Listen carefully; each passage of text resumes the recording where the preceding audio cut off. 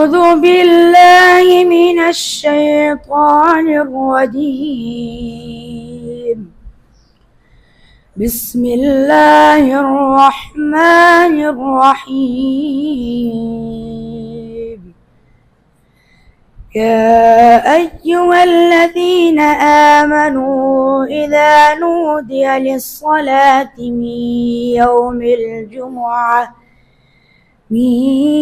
يوم الجمعة فاسعوا إلى ذكر الله وذروا البيع، ذلكم خير لكم إن كنتم تعلمون.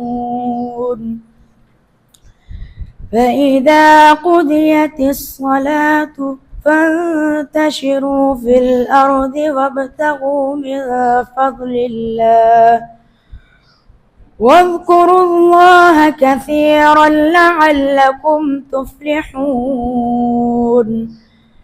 وإذا رأوا تجارة أو لهوا انفضوا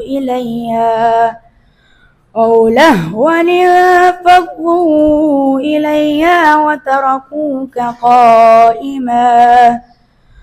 قل ما عند الله خير من اللهو ومن التجارة والله خير الرازقين. صدق الله العظيم.